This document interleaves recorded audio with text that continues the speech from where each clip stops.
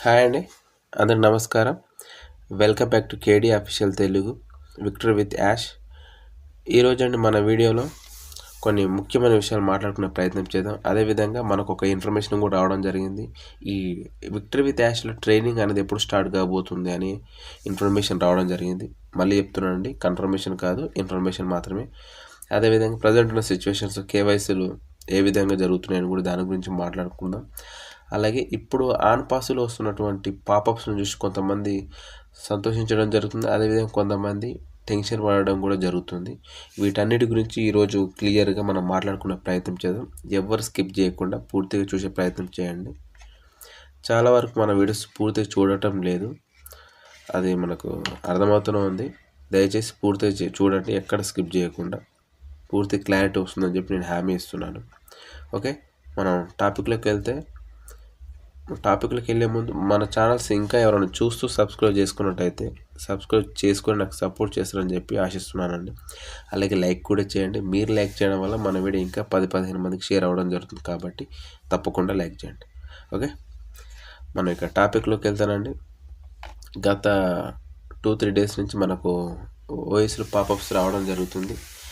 మన యాష్ మఫర్ గారు చాలా రోజుల తర్వాత తన నోరు ఇప్పబోతున్నాడు. అది నిజాలు చెప్పడానికి, అది అందరికీ సంతోషాన్ని కలిగించేదే. అట్ ద సేమ్ టైం అలాగే మనకు రెవెన్యూ గురించి మాట్లాడడం జరుగుతుంది, కాబట్టి చాలామందికి సంతోషాన్ని అయితే కలిగించడం జరుగుతుంది. కానీ కొంతమేర మాత్రం ఇప్పుడు on pass old vehicle damage అయిందని చెప్పేసి, అది పక్కగా పడిపోయిందని చెప్పేసి విక్టర్ విత్ యాష్ అనేది తీసుకురావడం జరిగింది. అది మన యాష్ మఫర్ కూడా పలుమార్లు చెప్పడం జరిగింది, మన లీడర్స్ కూడా చెప్పడం జరిగింది. కానీ మళ్ళీ ఇప్పుడు ఆన్ పాస్ గురించి ఇప్పుడు ఎందుకు, ఇన్ని రోజుల నుంచి లేని మళ్ళీ కొత్తగా పాపప్లు స్టార్ట్ చేసి ఈ టైం వేస్ట్ తప్ప ఇంకేమైనా ఉందా అని మన ఫౌండర్స్ కొంతమంది సందేహపడడం జరుగుతుంది. ఇప్పుడు Victor with Yash training start చేయకుండా ఇది పక్కన పెట్టి మళ్ళీ ఆన్ పాస్లోకి రావడం, ఇలా టైం వేస్ట్ చేయడం తప్ప ఇంకేమైనా ఉందా అని చెప్పి చాలామందికి కంగారు పడడం, మనకు మెసేజ్ పెట్టడం, కొంచెం టెన్షన్ పడడం జరుగుతుంది.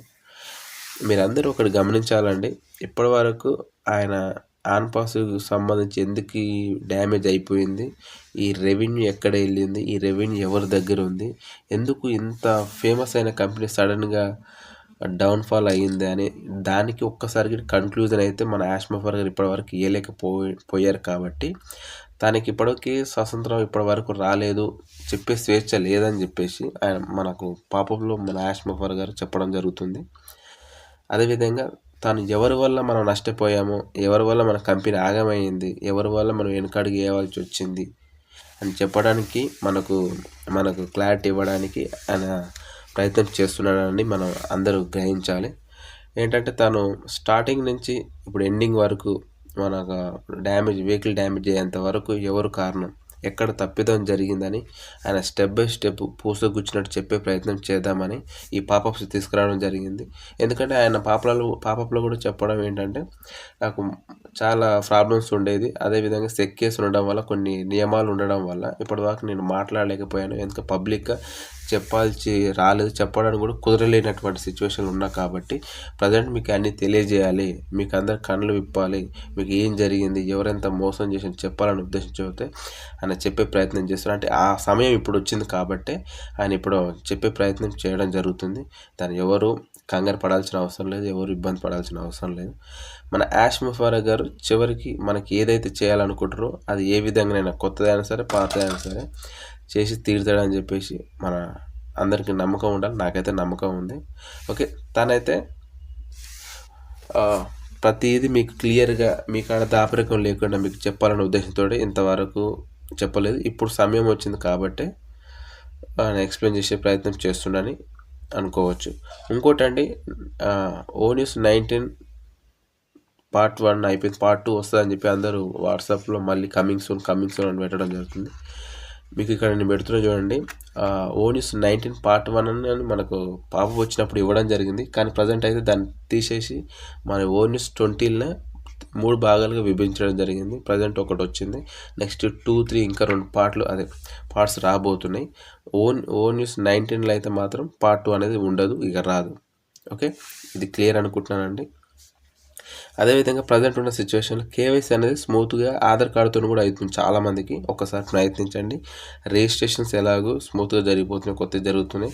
కొత్త ఈమెయిల్ వెరిఫికేషన్ కానీ కేవైసీ వెరిఫికేషన్ కానీ స్మూత్గా జరుగుతున్నాయి. ఒకసారి గమనించి మీరు ఇంకా ఎవరైనా పాత వాళ్ళు ఉంటే చేసుకున్నట్టు అయితే చేసుకోండి. అదేవిధంగా ఈ 45 డేస్ టైం కూడా కంప్లీట్ అయిపోయింది, కానీ మన అకౌంట్స్ ఇంకా రిమూవ్ కాలేదు. మరి దానికి టైం పొడిగిస్తారా లేకపోతే దానికి ఏమన్నా కారణం ఉందా అనేది కూడా మనం ముందు తెలియాల్సి ఉంది. అదేవిధంగా కేవైసీలు అయితే ఆధార్ కార్డు తోటి కూడా అవుతున్నాయి. చాలామంది మన ఫౌండర్స్, సార్ మాకు పాన్ కార్డ్ లేదు, డ్రైవింగ్ లైసెన్స్ లేదు, పాస్పోర్ట్ లేదు అంటే మాకు లేని వాళ్ళు మేము కంపెనీలోకి రావద్దా చేయవద్దా అని కొంచెం టెన్షన్ భయపడడం జరుగుతుంది. అదేం లేదండి, అంటే ఆధార్ కార్డుతో కావట్లేదు కాబట్టి మీకు అవి ఉంటే దాంతో ప్రయత్నిస్తే ఈజీగా అవుతుందని చెప్పడం జరుగుతుంది అంతే. మీరు ఆధార్ కార్డు తోటి కూడా ప్రజెంట్ అవుతూనే మీరు ఎలాంటి టెన్షన్ లేకుండా చేసుకోవచ్చు. కానీ 45 డేస్ కంప్లీట్ అయినా కూడా ఇంకా మన అకౌంట్స్ అయితే రిమూవ్ అయితే ఎవరివి కాలేదు.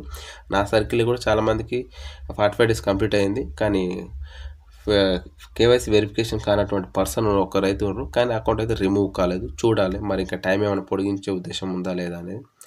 అదేవిధంగా మనకు ఫైనల్గా అండి మన లీడర్స్ నుంచి కొంతమంది లీడర్స్ నేమ్స్ వద్దు, కొంతమంది లీడర్స్ నుంచి ఏంటంటే మనకు విక్టరీ విత్ యాష్లో అనేది ట్రైనింగ్ అనేది ఎప్పుడు స్టార్ట్ అవ్వచ్చు అంటే వాళ్ళు మాత్రం జనవరి 1st వీక్లో 2026 జనవరి 1st వీక్లో మనకు ట్రైనింగ్ స్టార్ట్ అయ్యే అవకాశం ఎక్కువగా ఉందని చెప్పడం జరుగుతుంది. ఆలోపు మనకు మళ్ళీ దానికి సంబంధించి ఒక పాపప్ రావడం జరుగుతుంది, ఒక వెబినార్ ఉండే అవకాశం ఉందని కూడా చెప్పడం జరుగుతుంది. ఇది గమనించండి, జస్ట్ ఇన్ఫర్మేషన్ మాత్రమే, మీరు కన్ఫర్మేషన్ అయితే చేసుకోవద్దు. మనకు కన్ఫర్మేషన్ అయితే ఖచ్చితంగా పాపప్ కానీ మనకు వెబినార్ కానీ ఉండడం జరుగుతుంది.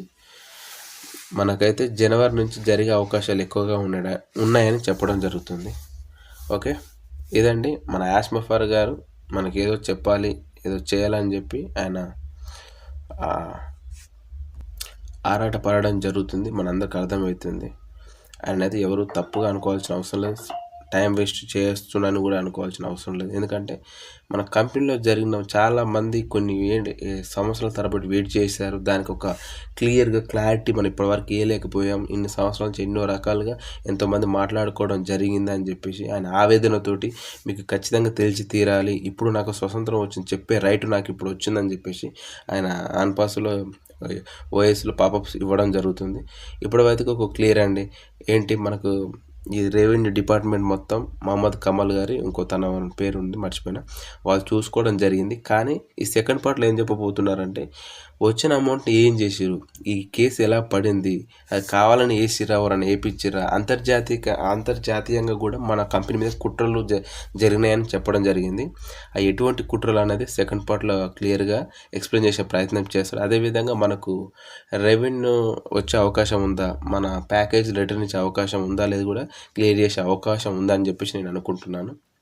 ఓకే, ఇదండి నేను చెప్పింది మీకు అర్థమైంది అనుకుంటున్నాను. అర్థమైతే థ్యాంక్ యూ సో మచ్ అండి.